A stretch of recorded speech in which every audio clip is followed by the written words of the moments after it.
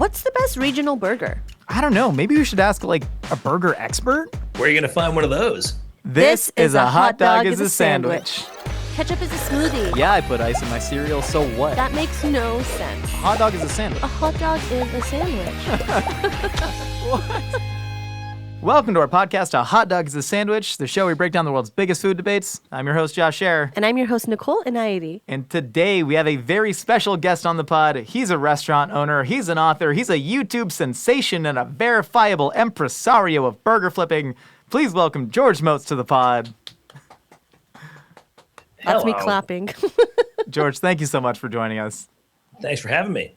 Anytime. So I have had the immense privilege of eating a very hyper-specific regional burger from your hands in your own home, the That's Michigan cool. Olive Burger, No way. which was truly one of the hallmark moments of my life. Dope. But Actually, what, you at my house? You did? yeah. Do you remember that? This is No. Did you black out during that shoot? I do that too year sometimes, ago. to be fair.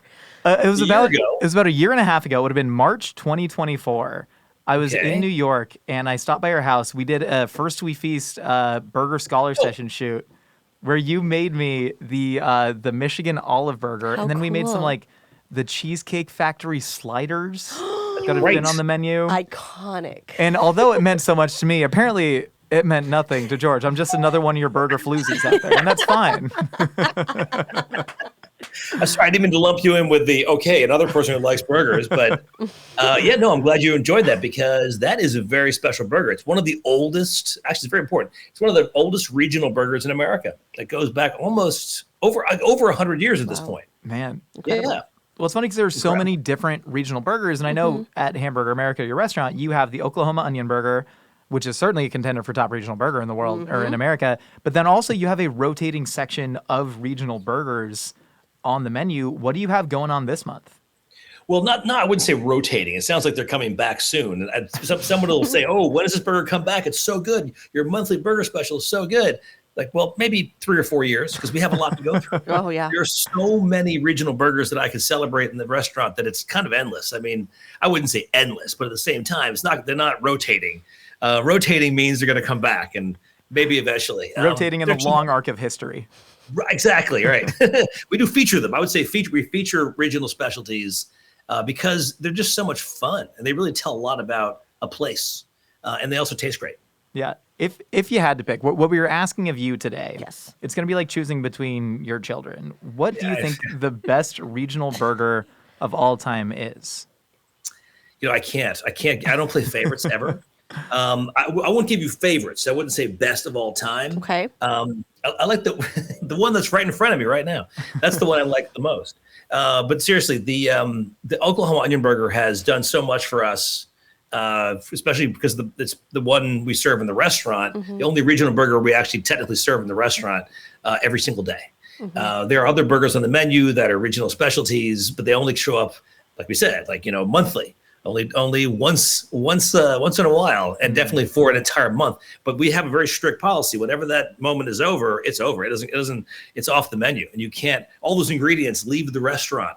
It's like magic. You can't come in the next day and get the burger. You can't even try to get the burger because we've worked it right to the point where the next burger is on the menu, and we have the ingredients for that burger, but not the burger you just had yesterday. Incredible. Why the Oklahoma City Onion Burger? And can you describe what exactly that burger is to the audience who might not know? You got it. So first of all, definitely not Oklahoma City. Not Oklahoma City. Sorry. Oklahoma. El Reno, Oklahoma. Thank you. There you go. Thanks for Reno. clarifying that. No one ever really seems to get that right, which is fine. Oklahoma Onion Burger started in El Reno, Oklahoma in 1922 at a place called the Hamburger Inn, which is right across the street from another place that still exists today called Robert's. And at one point, there were many Oklahoma onion. Well, they were called back then. They were just called onion burgers, by the way, not Oklahoma onion burger. They don't call them French fries in France,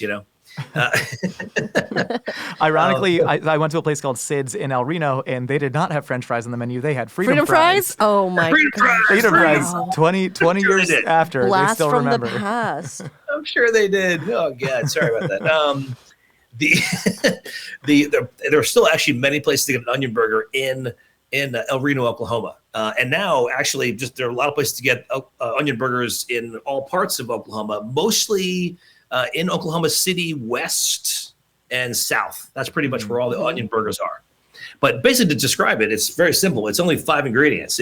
Well, actually, if you're in Oklahoma, it's only 4 ingredients. It's onions, beef, bun, and salt, and that's it. There's nothing else on the burger. Oh.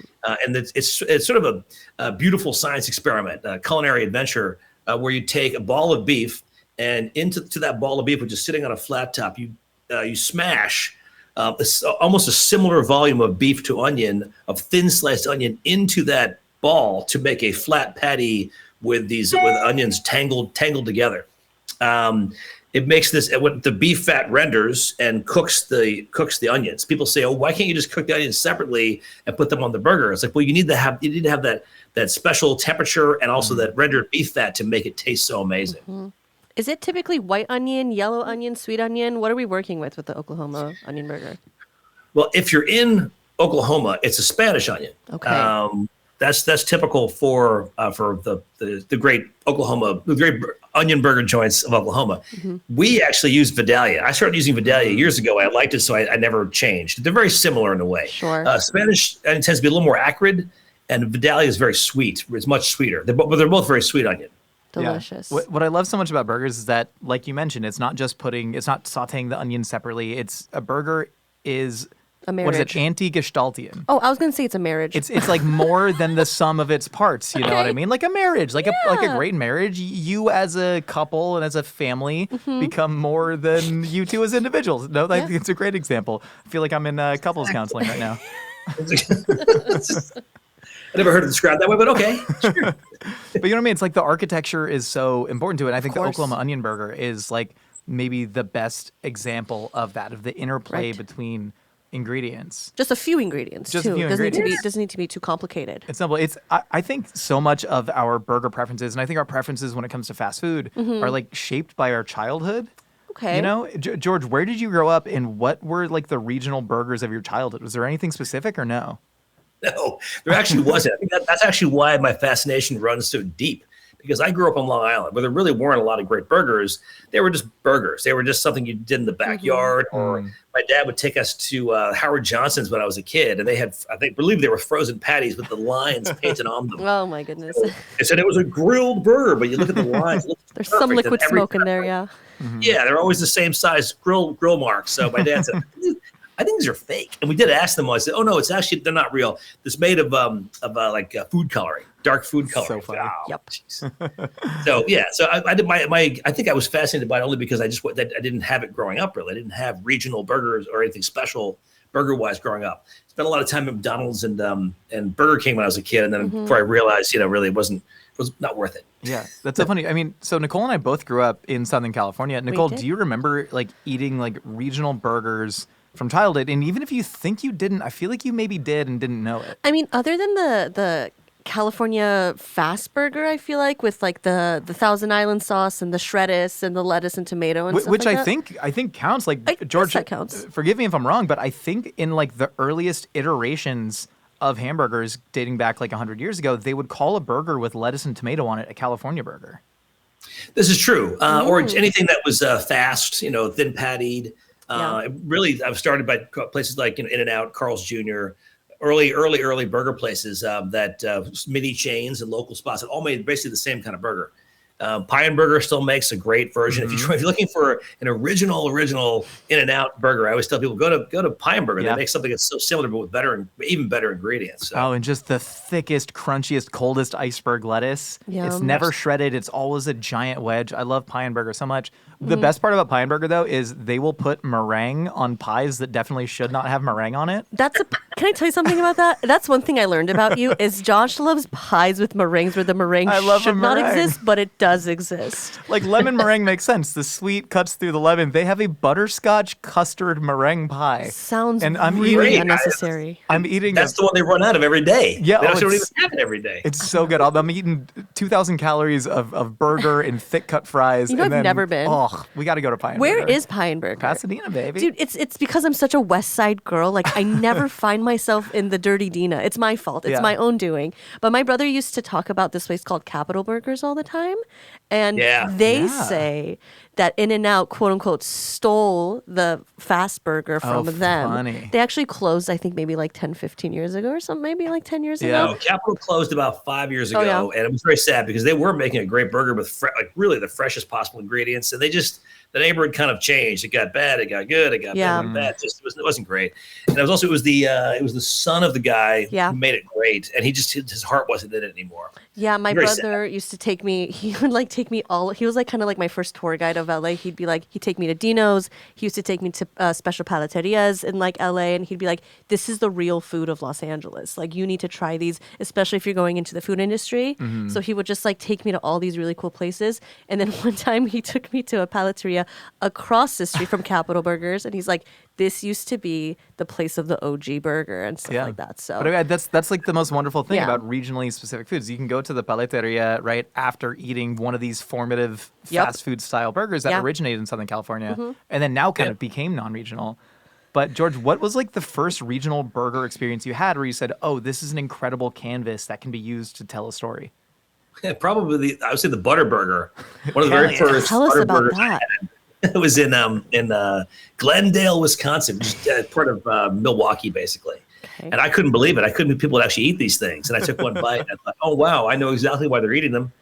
And I also know why they're not selling it anywhere else in the country because it's so intense, but it's so good. And I actually found myself, and the first time I had the burger, I took a bite, I looked down at the plate, and I just saw that there was still like a pool of like melted butter, and I dipped the burger back into the butter. So I lost my Sounds like a dream. Oh my God, I love butter so much. Wisconsin is far and away the drunkest state in America. I don't know if people know this. I was looking up the statistics the other day. I was in Milwaukee like 3 weeks ago, and I sadly did not get a butter burger. We were too busy eating fried cheese curds, and I didn't know Bloody Marys were so regionally specific to Wisconsin. So much dairy in Wisconsin. It's Oh wild. my God, so much. But I've never had a butter burger, and I've never been to Culver's.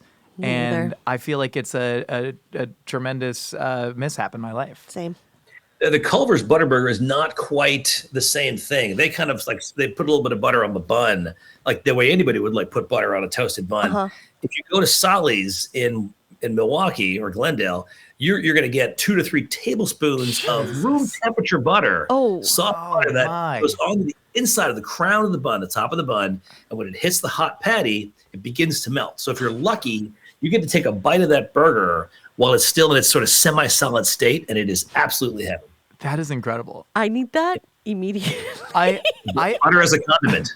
I remember having a very regionally specific burger in Albuquerque, New Mexico. It was the first time I was there. It was when I was on the track and field team at UCLA. We used to, travel around random places in the country. You'd end up in Baton Rouge, Louisiana for LSU. You'd end up in College Station, Texas for Texas A&M. And we were competing at University of New Mexico in Albuquerque. And at this point, I'd already fallen in love with food. So I'd take all of my large shot-putting teammates out to just eat as many calories as we could. And we ended up at a bar. I can't remember the name, but it was the first time I had like a proper green chili cheeseburger. Yum. And to me, I talk about simple, right? I mean, the green chili can have a couple different ingredients in it, but to me, the green chili cheeseburger, the simplicity of it was a charbroiled burger just on a grill in the back, and some sort of nondescript white cheese, a smear of this green chili. It's like a paste, and there's the MSG from the chicken bouillon in there. And that to me was like my first truly great regional burger experience. George, where do you have the green chili cheeseburger ranked? Right now, it's in my belly. Literally. Oh my gosh. You're not going to believe this. It might blow your mind here. I just had a green chili cheeseburger for breakfast. Jesus Christ. How was it? George, you're living the dream, man. So this is actually a true story. We are featuring. I'm part of Burger Bash this year in New York, the New York Wine Food Festival. I'm going to be Burger Bash. In my booth, we're not competing. I said I'm only doing it if I'm not competing. I just want to make people happy with burgers. So last night we decided we were going to do the green chili cheeseburger for the Burger Bash, just for fun because it's so good and it's so easy and it's so simple and there's only really 4 ingredients: green chili, cheese, burger, burger, and bun. That's it. It's such a great burger. So I just had to test it today and take a picture for Burger Bash. So I ate the model. I am so mad. I was supposed to judge the Burger Bash. And 2 of my best friends. Oh my! Oh, that looks gorgeous. Oh, he just showed us a picture of the burger. Oh, I want that so bad. Oh, so beautiful. I literally made the burger so I could take a picture of it. 2 of my stupid best friends are getting married chili that I made weekend. myself. I got green chili from New Mexico, and I Right. roasted it and I chopped it up and put it on the burger. Oh my Can god. It's so you simple. can you ask your friends to get married like another weekend? I would love to. I'm So you missing could go the eat this world. burger? I'm missing the World Produce Festival, which I Oh, was so in mad. It was Orlando? it's in Anaheim this year, and missing Burger Bash. Oliver, Hunter, and Alex, I love you too. Your love is beautiful. I wouldn't miss it for the world. There's another cousin though of the green chili cheeseburger. I don't know if Okay, you'd call it a cousin. It's kind of like the drunk, insane cousin that kind of trashes everything. Oh, But okay. this is another one I had I was outside of I was in Aurora, Colorado, and I had something called a Pueblo Slopper. Oh my Yeah. gosh. The Pueblo Slopper is, I don't even know where lives to up to start its with it, name? but it is sitting in a large bowl of like, because green chili can refer to the actual chili itself, likely a hatch chili, Mm-hmm. but then green chili, I would call it green chili preparado. It's like Okay. a stew. It's like just a sauce. But it's not like a chili like we think of diner style chili. Sure. But George, you've had a Pueblo slopper. You've had many sloppers, I imagine. I have not had many. I've literally had one, to be totally honest, Wow. and it was fantastic. It was in Denver. Not it was. I think it was in Denver. I had it outside of Denver, somewhere Yeah. outside of. How do you eat it if it's so wet? Is it a fork and knife situation, or is it Oh, definitely. is it a pick it Absolutely. up with your hand situation? George, I wouldn't say definitely, because if you are drunk enough outside of Denver, Colorado, which it's one of the beer brewing capitals of the world, so I was. I did pick that thing up with my hands, and then I think I developed a rash on my Oh. palms. Well, that's probably why you shouldn't do that. I had such a good time though, It's like but it's. signing a waiver at Howlin' Ray's. I think wet bread and wet sandwiches Yeah, are no. truly one of my favorite food groups in the world. you know I love wet really? bread sandwiches. I love. I mean, Like a French dip, that kind of thing. Is that 100%, your- especially growing up, in Southern California, we'd go to an LA Clippers game because tickets used to be $10 when Yep. they really sucked in the mid 2000s. Yeah. And we'd drive up and we'd go to Philippe the Original. It's not called Philippe's, it's called oh, Philippe. It's my favorite There's no restaurant in S. LA. Do you know that? And they love that they bread. invented the French dip and just the spicy mustard. And so I love wet bread. Me too. California also has like a pastrami culture that people don't understand. Pastrami burger culture here is Different crazy. than New York deli pastrami, like our fast food. Thin shaved curly We have Q these situations. establishments have some of my favorite burgers where they also sell bean burritos, teriyaki bowls, pastrami, and burgers. And there's Yeah. one spot in Northridge, George. If you come out to LA, I got to take you to a place called King's Burgers Got Sushi. It is half old school LA roadside diner and then half omakase sushi bar. It was Hell yeah. it was one of the original Carl's Jr. locations. Really? That was then Green burrito? defranchised. No. It was an original like 1960s Carl's Jr. charbroiler location. Okay. And then a Greek immigrant bought it, turned it into a Greek roadside diner. Okay. And then a Taiwanese family bought that from him I and was love flipping LA. burgers. Their son goes and trains at like Katana and Roku and some of the best sushi bars in Southern California. He comes back, tries to save the business by improving the burgers, Mm-hmm. finds out people don't want that. So he said, screw it, I know sushi. So you can get an $8 California roll Incredible. with your pastrami blue cheeseburger. And it is Incredible. an utter delight. So those are the regional burgers that I grew up with that I just love. Well, I was going to say, if you like wet bread, one of our specials coming up, one of our monthly specials is the Gargiulo Burger. I'm not sure if you know what What that is that? Oh my God. Gargiulo Burger was invented at a place called Brennan and Carr in deep Brooklyn, in Nostrand Avenue in Brooklyn. And goes back almost 100 years. So back to the 1930s or 40s, I believe. And it's a cheeseburger, Okay. but it's also a roast beef place. So they put sliced, hot, warm roast beef on the burger with grilled onions. They take the entire thing with tongs and they dip it into a bath Oh my of God. beef broth. You're literally speaking my language. Oh, it really is the hybrid of a French dip and a burger. It's a very wet burger. What are some more off the beaten path regional burgers out there? Because I know there's some like the Slug Burger, the Goober Burger, Right.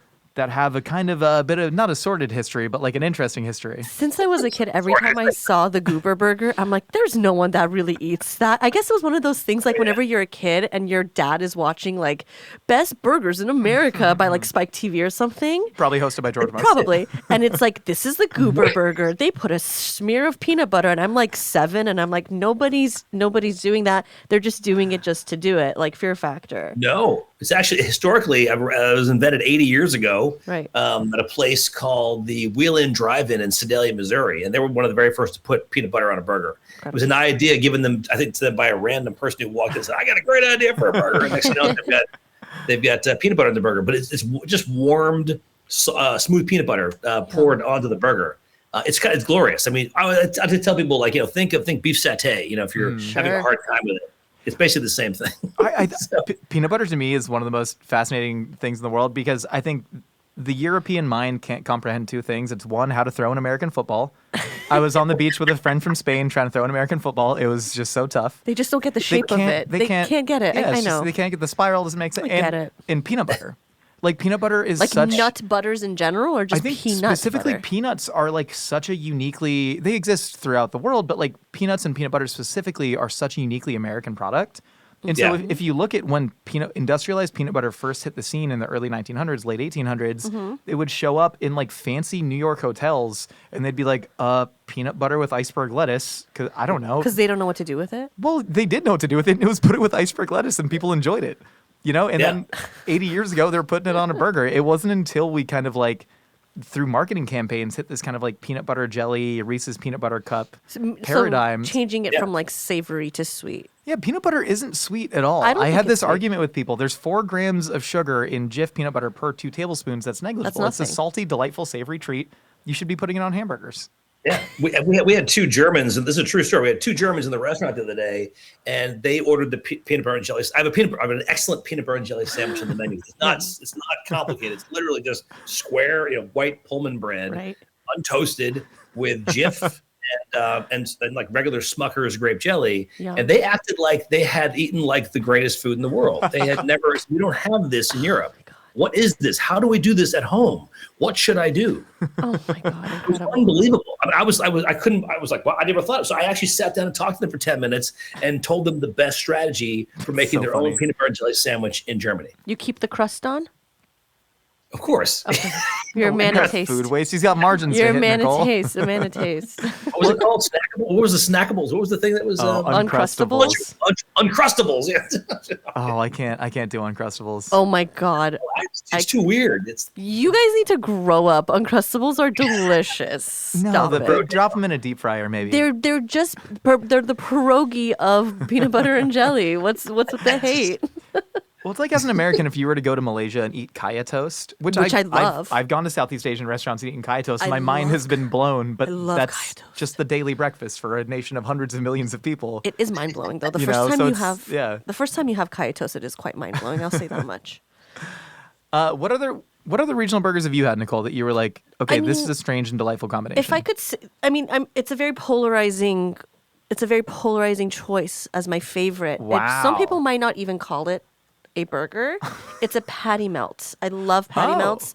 I just love, there's something about the bread, the rye bread, and how crusty it gets and how delicious the way that it melds with like the caramelized onions, like the deeply dark caramelized onions and the cheese and the meat. It's just so delicious. But a lot of people don't like patty melts, I've learned. The first patty melt I ever had was at Johnny M. Effin Rockets. Johnny Rockets. And I love Johnny Rockets to this day. It's the first place I ever had a milkshake. Like I had a cookies and cream milkshake at a patty melt, and I still remember it to this day. And it was one of the most delicious eating experiences I've ever had. And I made sure all my friends took a bite of the patty melt, and they all loved it too. There's something about, like you said, onions and meat and fat are just such a wonderful combination of foods. And then whenever you add that rye bread, that little twinge of something different, those delicious seedy breads, it opens it up, for me at least. It's a delicious eating experience. I rebuke the patty melt. Ouch. I rebuke it. I rebuke thee, Nicole. Why? Why do you rebuke thee? One, listen, I'll eat anything. I eat rotisserie chickens over the garbage for most of my meals, so I'll enjoy a patty melt. But I have like a couple fundamental problems with it. A circular burger on a square piece of bread. It's a round peg in a square hole. It doesn't make no sense. You know what I mean? It does. There's extra pieces of bread that I don't want. Also, you're not thinking about the melting. You're not. You know your problem is you're not thinking of the melt of the cheese and the onions that compensates. There's a spread. There's a natural spread that that does not compromise the sandwich. One of the beauties of a burger, like the Brits, I think they kind of got it right. Where any sandwich that's served on a round bun is a burger to them, and to me, I think the round bun and the round puck of meat is just so beautifully endemic of what makes a burger like the perfect food. And I think you put it on sliced bread, and I know you Louis lunch. You can talk about it. I see it on George's lips over there. Oh no, I have many things to say here. But that's just, I don't know. I've never enjoyed a patty melt as much as I would. Put some caraway seeds on my burger bun. That'd be lovely. But I can't do it. Let me tell you why she's right and you're wrong. Yeah, let's Gladly. do it. I like you both equally. So I'm not saying that. But the main thing about the patty melt, first of all, just number one is I have a lot of things to say here. It is a regional burger, by the way, and it is technically from San Francisco, but really made its home in Los Angeles. It's from Los Angeles. It was started at a place called Tiny Nailer. Yeah, Tiny Nailers, which was in Hollywood, West Hollywood, in Hollywood. And it was originally supposed to be sourdough bread. When it was in San Francisco, he had a restaurant. Tiny had a restaurant in San Francisco. He moved down to LA, and he opened up Tiny Nailers in LA, but he couldn't find good sourdough, so he switched it to rye. That's why he used rye. That's how it happened. But it's specifically a patty melt is exactly that. It's a rye bread Swiss cheese grilled cheese with a burger patty inside and some onions. So what I like about the patty melt, which is so brilliant, is that even though sure it's a round patty with a square piece of bread or an oblong piece of bread that doesn't really fit technically, what you do have is once you're done with the burger, you have a little bit of that bread left. There's still cheese, and you've got a grilled cheese. Exactly. So it's kind of perfect. Exactly. It's a perfect meal. You want a grilled cheese, order a grilled cheese. You No, want a what do burger, you- you order a burger. I I respect want a hamburger inside of my grilled cheese. You have a We little bit have a of burger on the menu Yeah. that's actually the burger I grew up with. It's called a Chester, and it's actually not on the menu. It's on the off menu. You can always ask for it in Hamburger America, but it's called a Chester, and a Chester is basically a patty melt, but it's not. It's a white bread American cheese grilled cheese, which is 2 pieces of cheese, and with a burger patty inside, and that's it. And it's kind of perfect.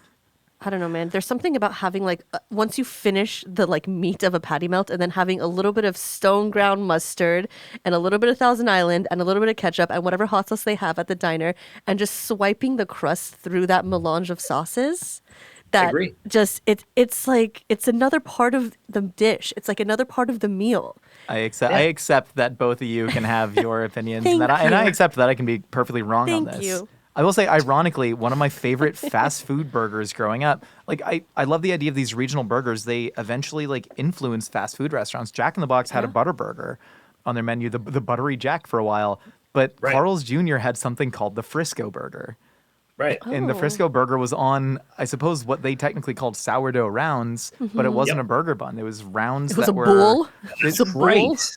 Oh, dude, I remember this shape it is so ingrained in my brain from seeing those The commercials. Frisco Burger is such an... There They're was beautiful. there was no lettuce on it. It was just tomato and a warm orange mayonnaise. They're gorgeous. That bun, would you consider it a bun? It's a slice of bread. It's a slice of bread, but also I know gorgeous. Alvin Kailan, who's done a lot of work with George on First We Feast, he specifically gets a round. It's like a round, whatever a round Pullman loaf would be called, so he can slice it and make burgers like that with round bread that you can get that toast on the outside. Yum. Really? Yeah, I love really funny. I need to eat a burger immediately.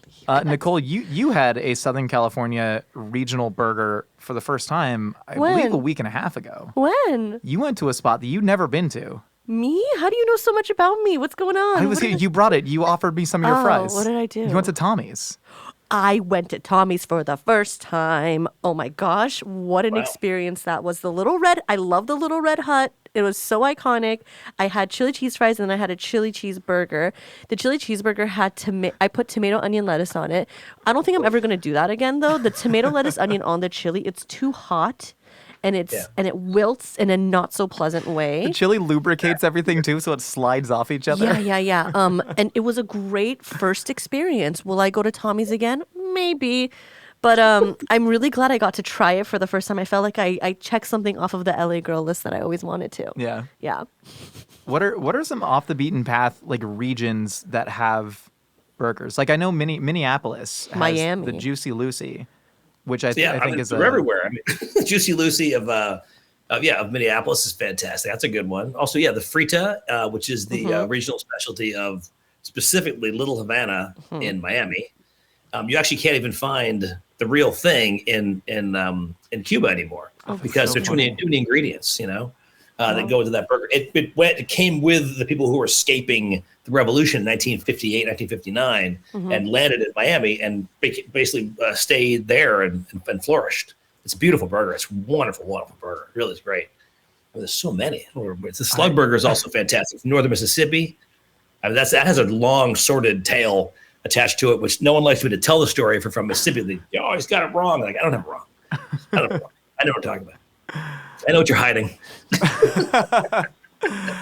Nicole, if you had to give your ultimate burger, you're calling it the Patty Melt regional burger? I'm sorry to upset you like this, Josh, but for me, it's a Patty Melt. I accept you. I accept you. All regional burgers are beautiful, and there's so many international burgers that we could talk about too.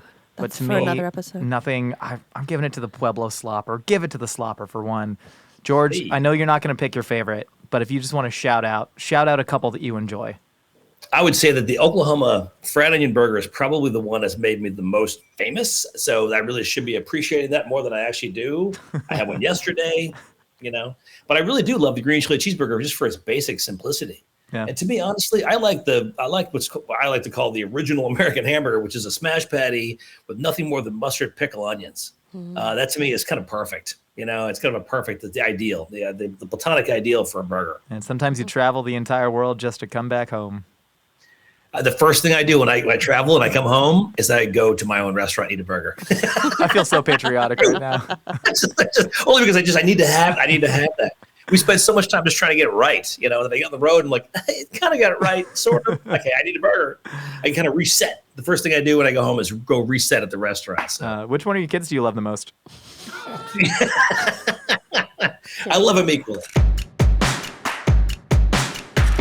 Fall is the perfect season to invest in yourself. And what better way than learning a new language? Whether you're planning a trip, craving a new challenge, or just looking to make the most of cozy nights in, Rosetta Stone makes it simple to turn just a few minutes a day into real progress. Rosetta Stone has been the trusted leader in language learning for over 30 years. Their immersive, intuitive method helps you naturally absorb and retain your new language with lessons available on desktop or mobile so you can learn anytime, anywhere. I love how approachable the lessons are. Bite-sized, easy to follow, and their true accent speech recognition gives real-time feedback that actually helps me sound more natural. It feels like having a personal language coach right there with me. And with 25 languages to choose from Spanish and French to Japanese and beyond, you'll find the one that fits your goals. So don't wait. Unlock your language learning potential now. A Hot Dog is a Sandwich listeners can grab Rosetta Stone's lifetime membership for 50% off. That's unlimited access to 25 language courses for life. Visit rosettastone.com/hotdog to get started and claim your 50% off today. Don't miss out. Go to rosettastone.com/hotdog and start learning today. All right, Nicole and George, we've heard what you and I have to say. Now it's time to find out what other wacky ideas are rattling out there in the universe. It's time for a little segment we call Opinions Are Like Casseroles.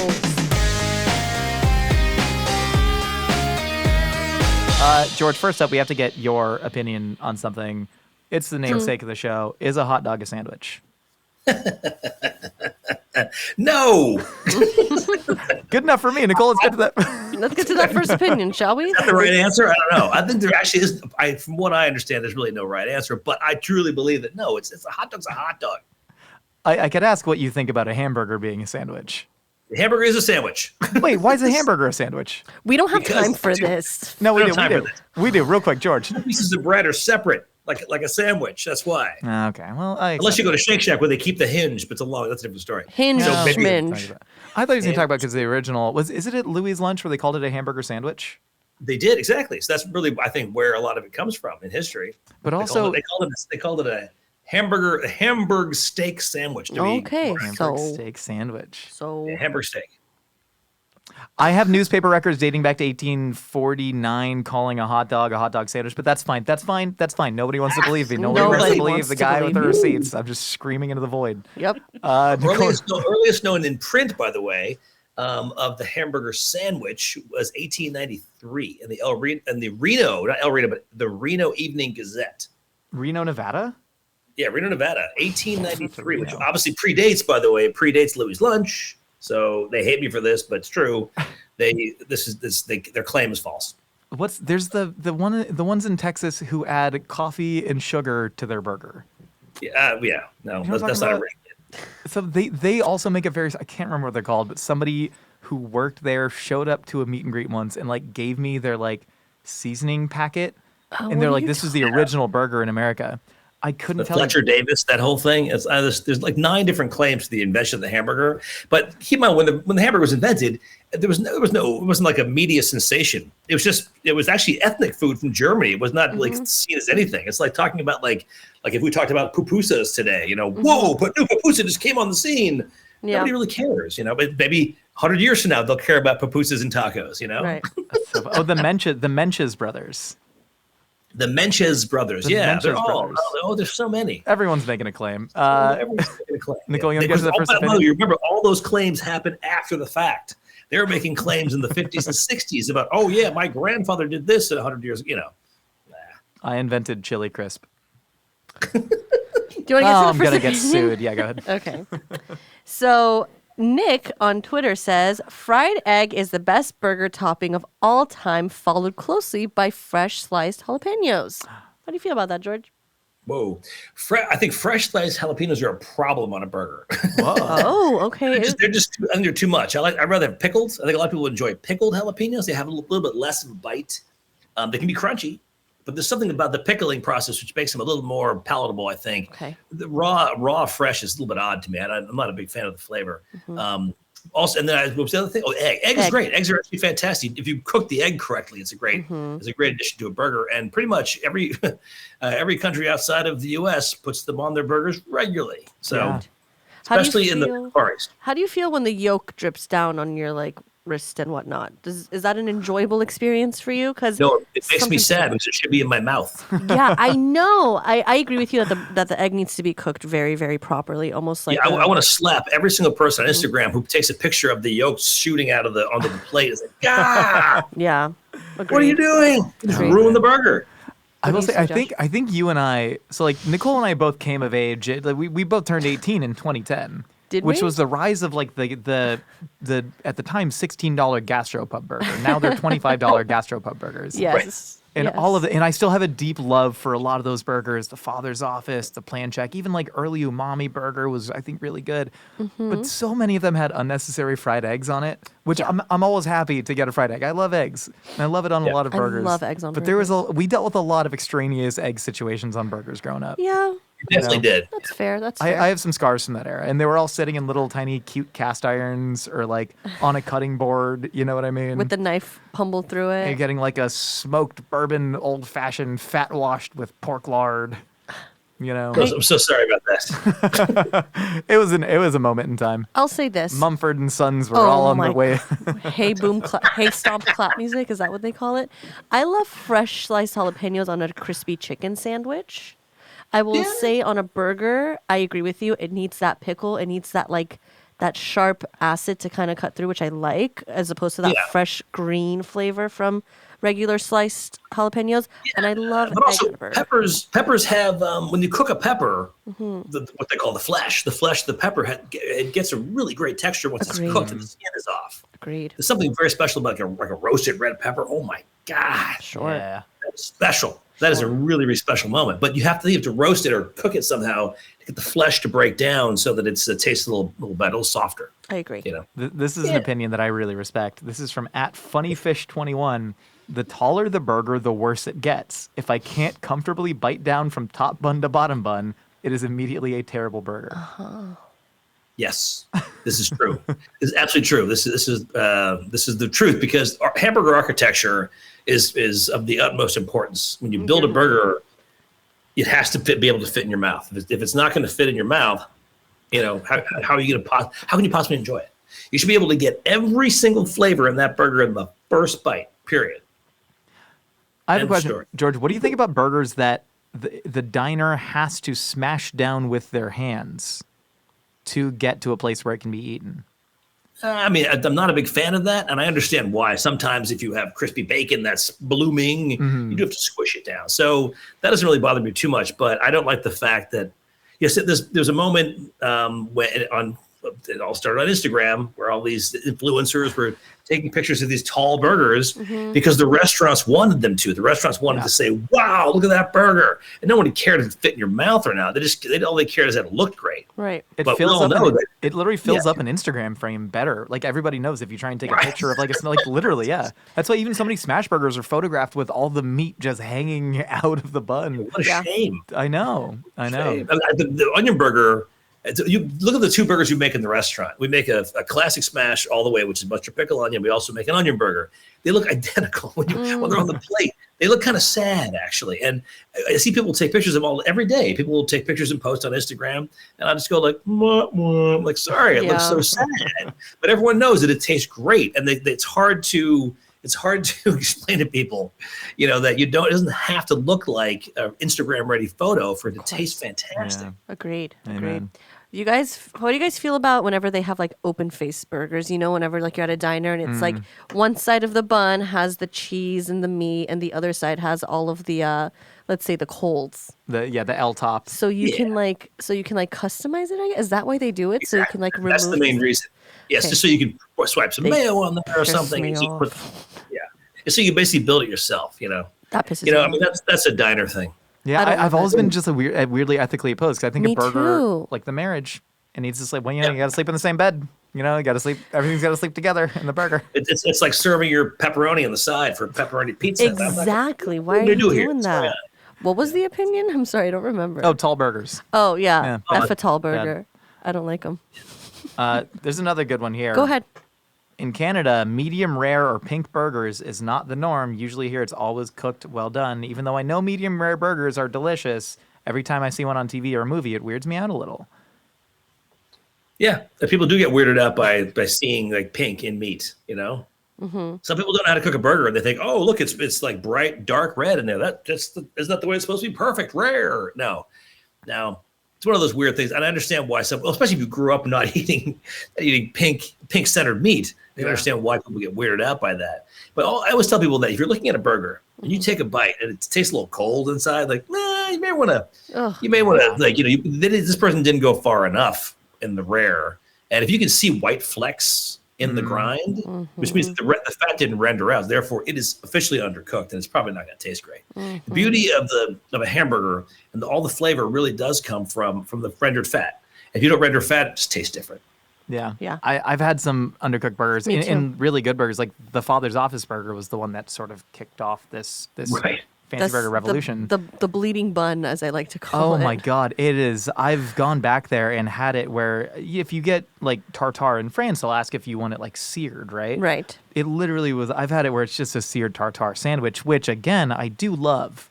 Yeah, it wasn't a burger, but it was a nice tartare sandwich that I had a good time. I've had a kifto sandwich before at Lila Bella. Have you ever had this before? No. There's an Ethiopian restaurant on Fairfax where they take kifto, which is like this kitfo. Sorry, I was saying it wrong.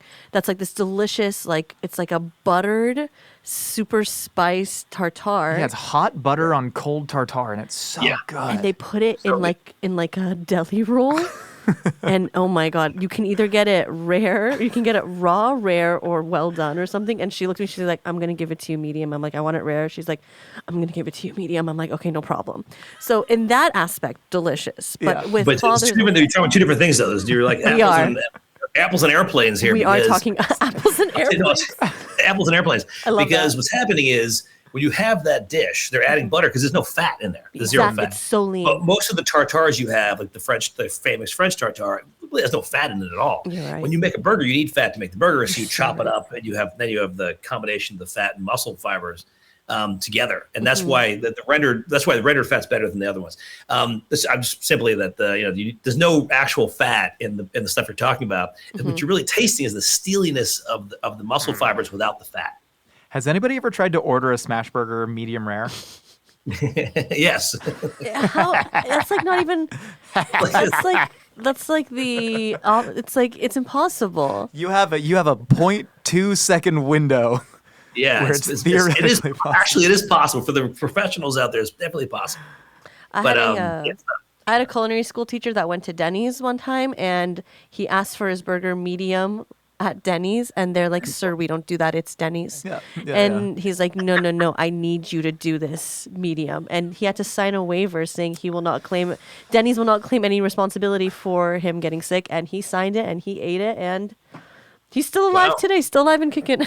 Jack in the Box killed a few kids in the 90s, and suddenly the government freaks out and won't let you serve ground beef under 165.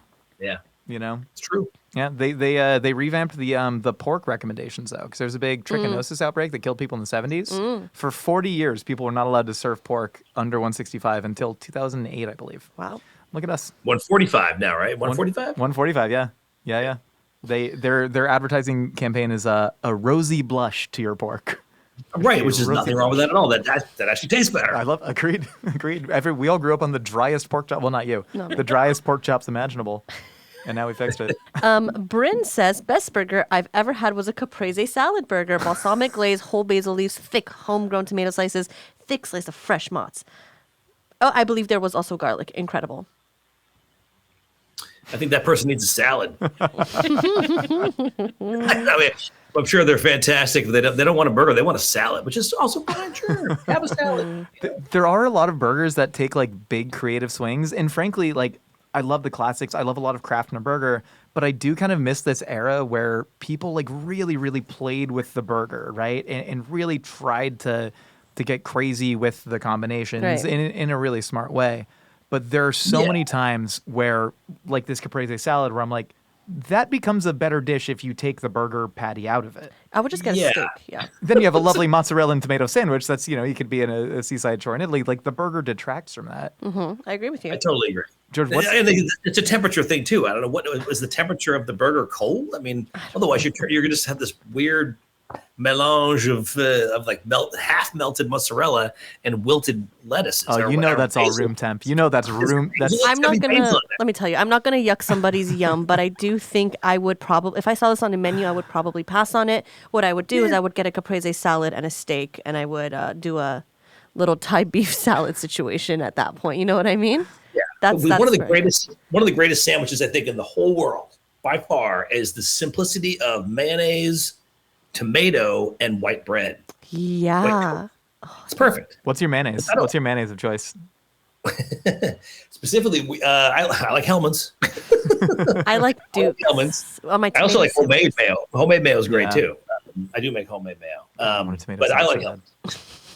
Duke's is also pretty good too, but I have a BLT once a year, and I put Duke's on it, and it's one of my favorite eating experiences. And I make my baby. It's so good. I do a turkey bacon BLT once a year. Why it's a are weird you thing. so I grew up growing up Jewish. It. Turkey bacon. It's a weird You're thing where so I crave annoying. I have an ancestral once a craving year. for turkey bacon. George, I eat a lot of pork. I eat a lot of bacon in this house. No, I'm just saying. Well, anyways, we're gonna fight this one out. On that note, thank you all for listening to A Hot Dog is a Sandwich. We got new audio-only episodes every Wednesday, video version here on YouTube every Sunday. George, you got anything to plug? Where can people find you? Hamburger America, 51 McDougal in Soho. We're open every day, every single day, 7 days a week, except for Christmas. You gonna be there on October 3rd? I will. Yes, I will be there. I'm gonna see you there. I'm coming through. I'll see you then. If you want to be featured on Opinions or at Casseroles, give us a ring and leave a quick message at 833-DOGPOD1. And for more Mythical Kitchen, we got other videos. You know where they are. We launch them every week. We'll see y'all next time. Watch the full recording of Good Mythical Evening sloshed in space on demand at goodmythicalevening.com. And don't forget to grab a limited edition tee while you're there.